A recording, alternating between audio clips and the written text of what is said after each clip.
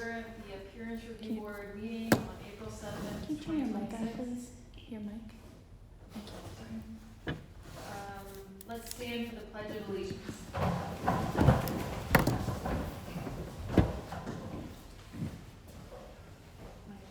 Pledge allegiance to the flag of the United States of America and to the republic for which it stands, one nation, under God, indivisible, with liberty and justice for all.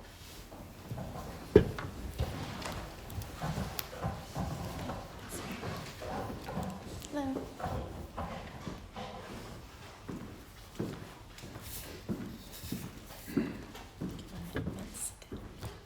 Now do roll call. Okay, good evening. I'll do roll call. Meredith Rain. Yeah. Vice Chair Gill. Present. Chair Grimes. Here. And Member Bogan. Present. We have a quorum. Is there anyone present who would like to speak? I will close the floor. The approval of the minutes from March 3rd, 2026. Are there any questions or comments on the minutes? Yes, I need to, I placed in front of you some revisions. I have some Scrivener's errors on page 1.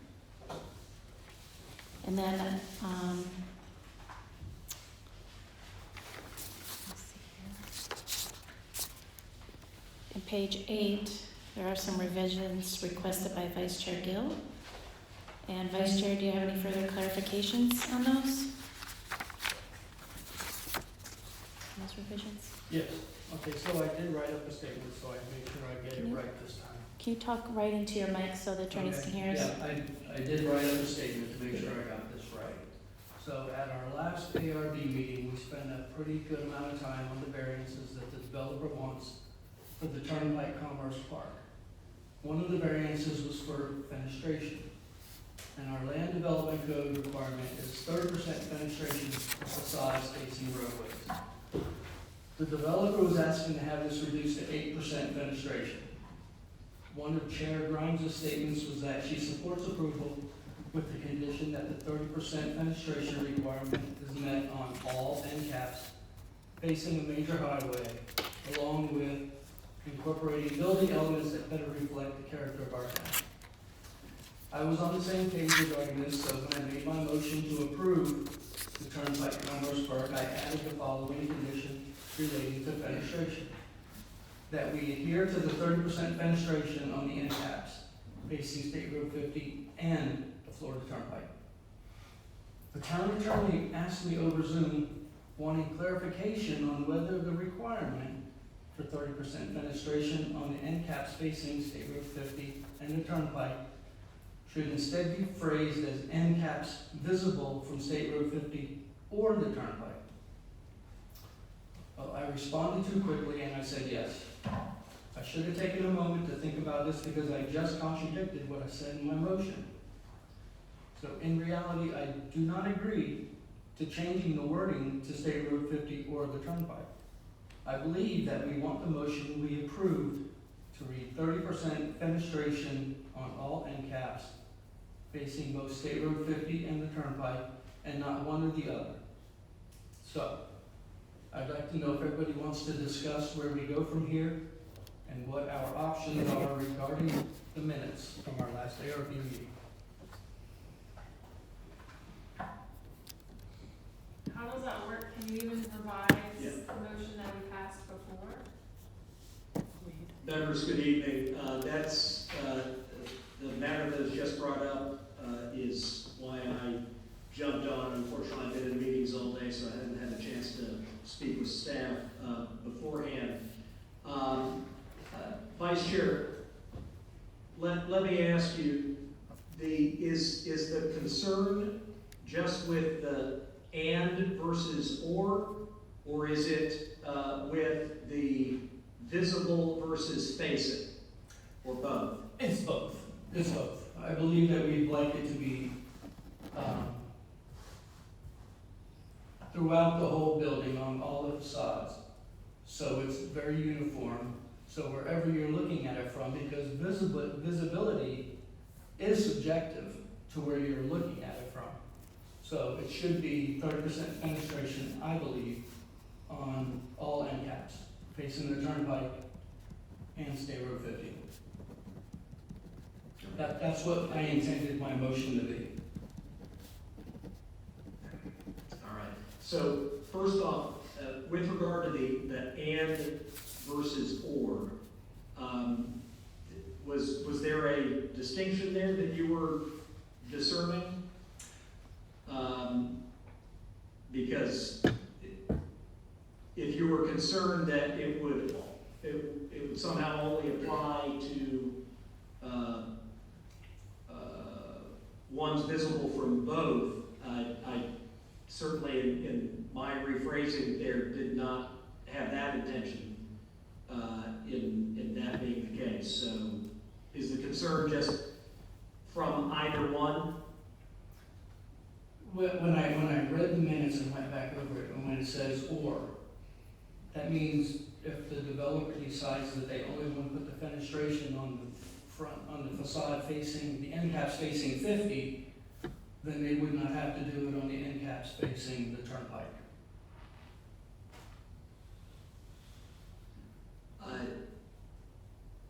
I mean, wouldn't you? That's not how I would understand that.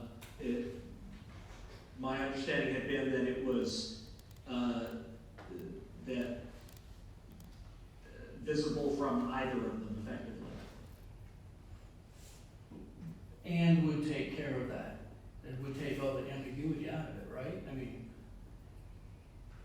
30% fenestration on the end caps facing the turnpike or the end caps facing State Road 50.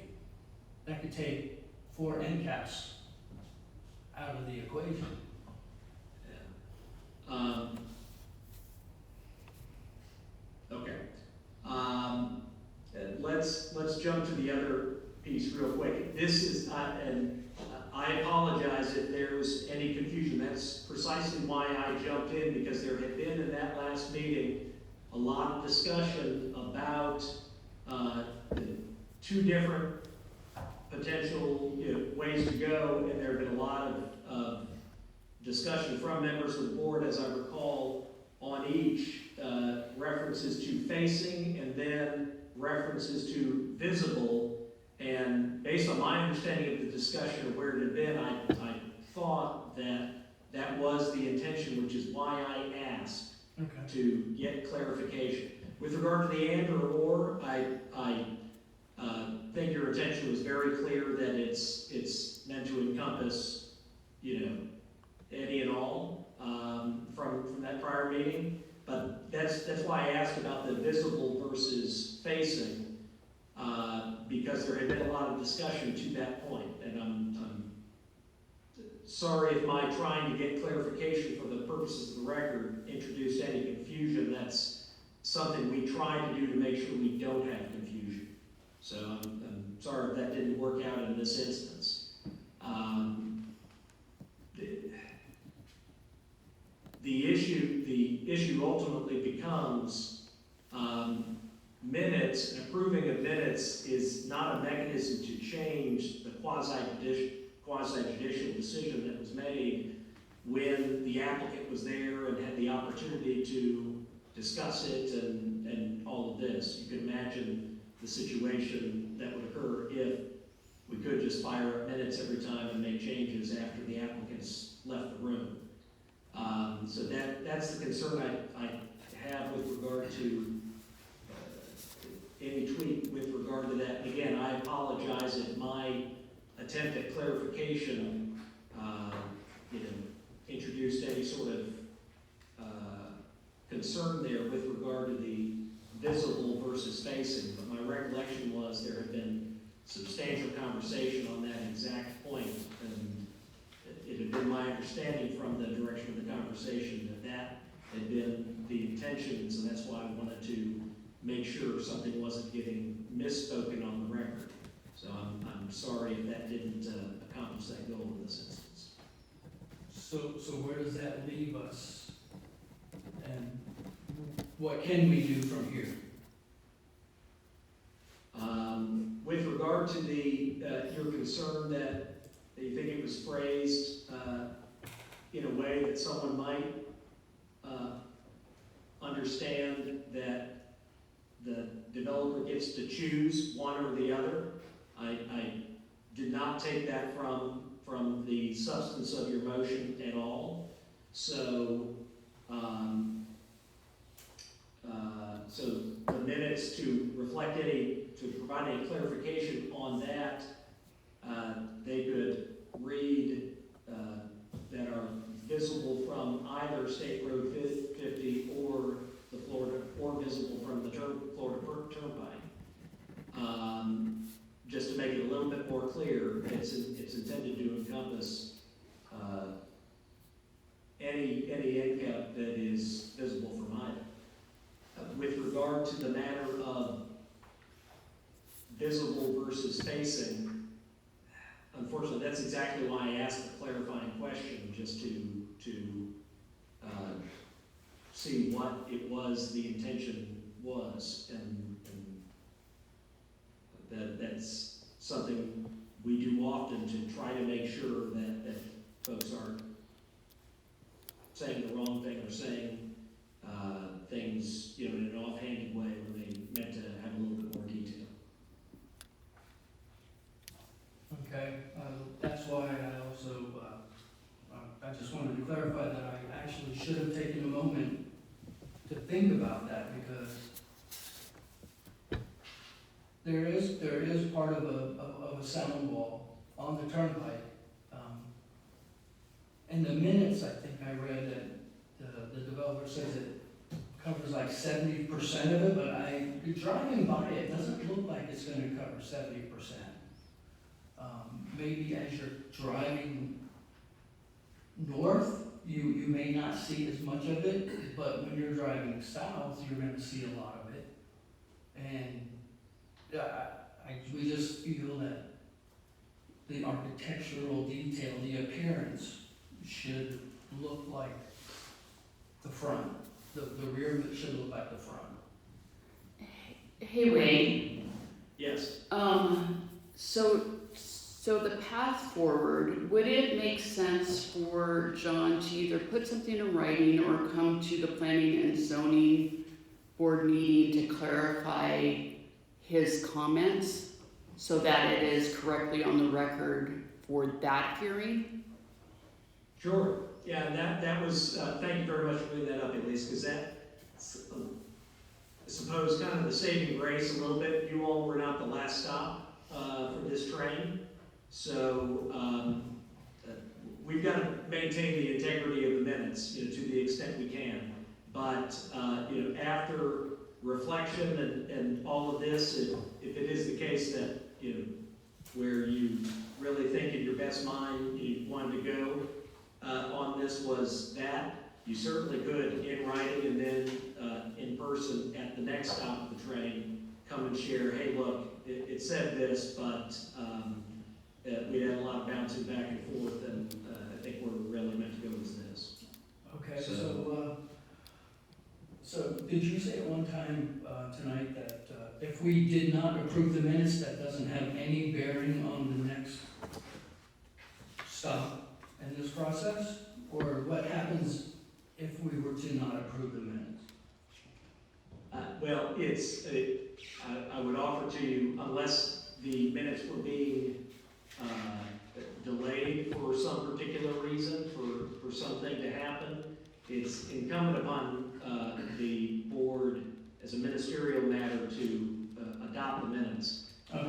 Whether you adopt the minutes with changes, that's up to you, but what I would offer to you is the minutes can't be changed to change the substance of what was said in the meeting. And that, whether that was a whether it was what have you or not. But certainly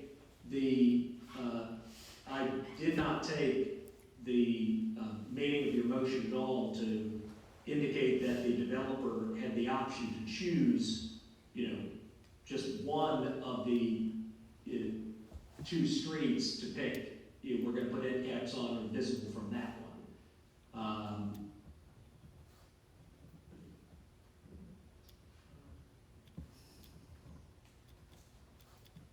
I mean, a very clear way to state that intention under condition 1 would be adhere to the 30% fenestration of the end caps that are visible from State Road 50 and the end caps that are visible from the Florida Turnpike. That makes it very clear that it's an inclusive and not requiring some absurd situation where it has to be visible from both at the same time, which would actually be very narrow, which I know is not your intention. Right.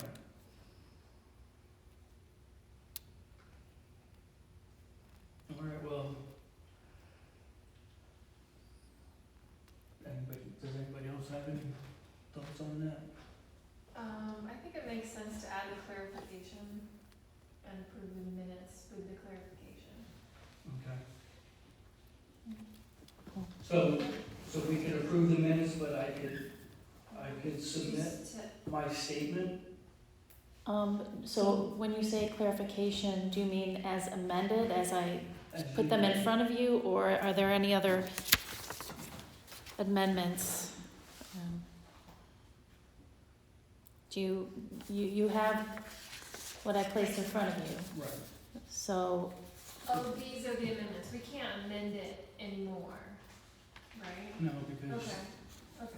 well, Wade, correct me if I'm wrong, but are you all okay with this, me amending the first page with the Scrivener's errors? Is that okay to go forward with that? So we're okay with that. Okay, let's go on to page 8 then. And Wade, what we have in front of us are amendments that I put in there. So do we go one by one to see if they approve of these changes, or? If you don't mind, and again, I apologize for trying to clarify, but let me offer the following consistent with what I just suggested as I think the clarification you could very reasonably adopt tonight to address the concern about it's not a pick or choose, one or the other, by the developer. The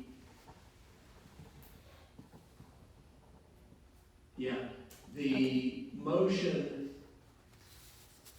as it was originally made, I think the edits that you have up in one under motion are correct.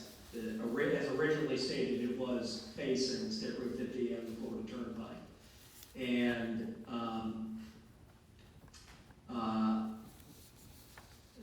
And then with the clarification down there, phrased as, let me see.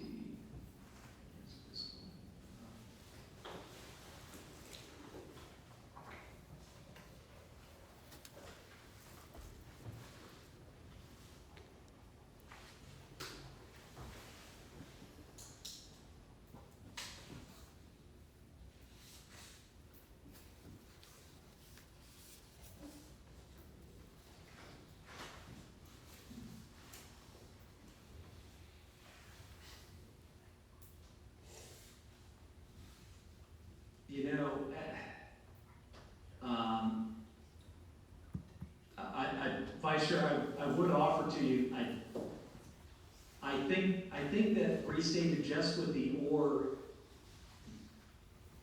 is actually perfectly fine.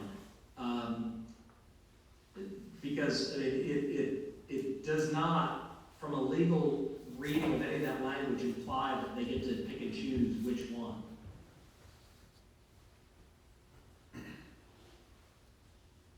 honestly, the more I look at it, I think the language as the clerks put together here,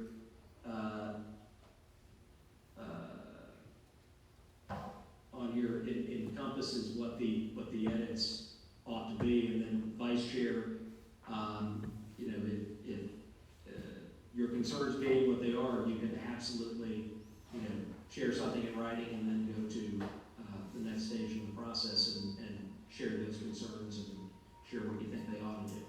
Okay.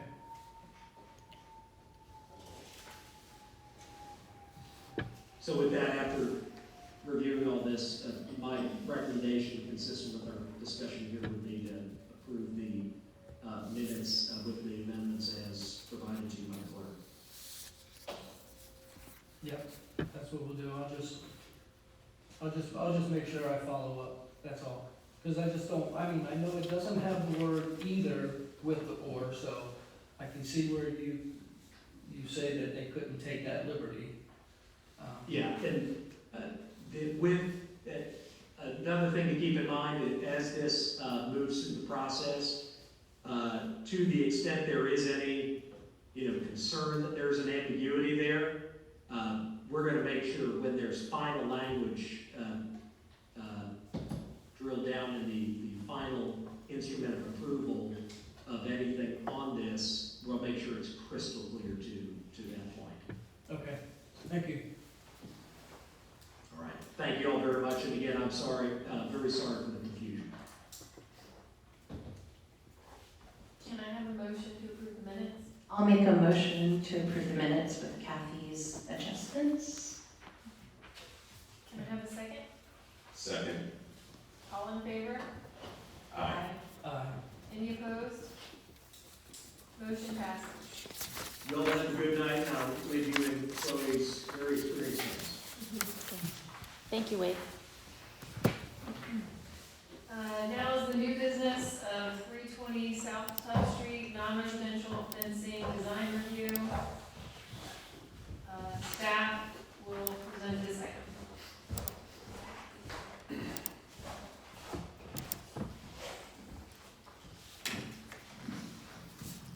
Good evening, members of it.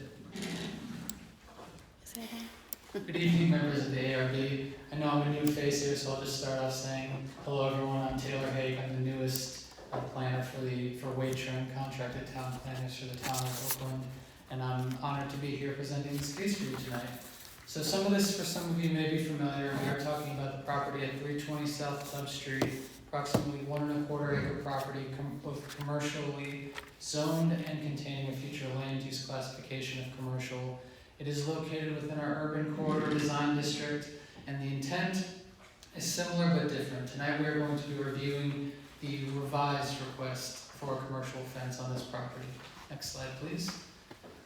So just a little bit of background on why this item is coming back before you. So originally, a month ago, this item did receive approval by the ARB to place a 6-foot commercial fence around the north portion of the property with the intention of screening future fleet vehicles. Subsequently, after that approval was granted, the applicant and property owner now did come back to us and indicate that they wanted to add some decorative columns to the northern portion along that entryway right adjacent to the commercial fencing as a decorative element, increase security, what have you.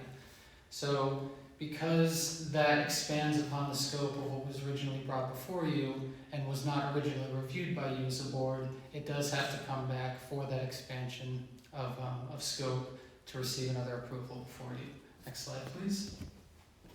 So the rest of it is pretty similar. Like I mentioned, the intention is for that same 6-foot high privacy fence, this time with 6'4" decorative columns around the existing parking area to the north of the property. Like I said, the intention is to screen fleet vehicles associated with the intended use of the administrative services for a restoration company. And as with last time, the fence, when coming through permitting, will need to be set back a sufficient distance from the property line to accommodate required plantings. Here's the set location map at the intersection of Colonial and Tubb Street. Next slide. And just going through some of the code requirements from the Land Development Code. The first two are the same. Fences visible from the rights of way must be decorative, ARB approved, and accompanied by a 3 foot tall hedge. This is applicable only to commercial fences. The fences and wall heights are limited to 6 feet in the side and rear yards and 4 feet in the front and street side yards, unless otherwise approved by the town planner. The only difference in addition here is that decorative columns, pillars, posts, those can extend up to 8 feet in height. Next slide, please. So here's the revised site plan. You can see it's the same orientation as what was originally reviewed and approved, but this time you see these 6 decorative columns kind of framing that northern gated entrance. Next slide. Here's the same survey. Next slide, please. It will be the same fence. The same fencing was proposed and submitted to us for the second go around, but next slide. Here we see a little more detail about that northern entryway. There is a drawn rendering. You can see the columns are about 6 feet 4 inches tall, and will frame the northern entryway, and they're about 2 feet by 2 feet in area. And here's a more architectural rendering of what the total fence posts or columns with the fence panels is to look like. So similarly as last time, consistent with section 3214B6 of the town's land development code, the 6-foot fencing and decorative columns would screen commercial vehicles from public view and advance the code's intent while improving the appearance of a prominent urban corridor property. Staff has found that the proposed fencing and column materials are consistent with those that are permitted by right within the urban corridor design district and compatible with what is permitted in the surrounding area. And as with last time, this review before you tonight is only for the proposed fencing and columns. Any other elements, improvements to the site are not subject to this review and will be handled through the appropriate review processes. And that being said, staff does find the proposed fencing and columns substantially compliant with the Town of Oakland's Land Development Code, Design District requirements, and does recommend approval. We do have representatives from the applicant who are present with us tonight, but staff is also available for questions. Thank you.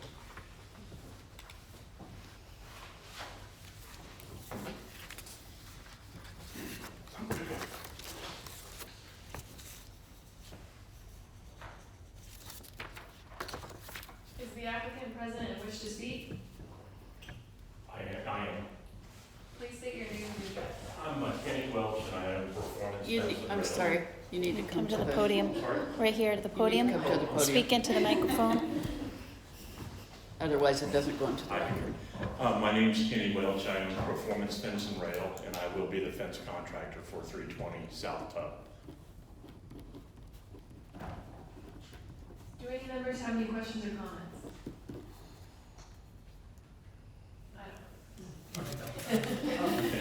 I'm fine with It was just. nice meeting you. Nice doing it. I'm fine with just adding the caps. It's only Yeah. 4 inches taller, and there's only 6 of them. Everything else is staying the same, 6-foot Yes. fence. And- We're and not it- asking for anything else. Right, and it's a really good-looking product. I mean, the owner, which I'm representing, is, he likes doing things really the right way and appearance and everything. And I feel real good about what he's doing there, so. But yeah, I'm available if anybody needs anything about the fence or whatever, I'm ready and available. All right. Thank you. Thank you very much. Is there anyone present who would, is there anyone present who would like to speak on this item? I will close the floor. Do any members have any further comments? Can I have a motion? I will make a motion to approve the revised commercial fence for 320 South Tub Street. Second. All in favor? Aye. Any opposed? Motion passes. This meeting is adjourned at 7 o'clock.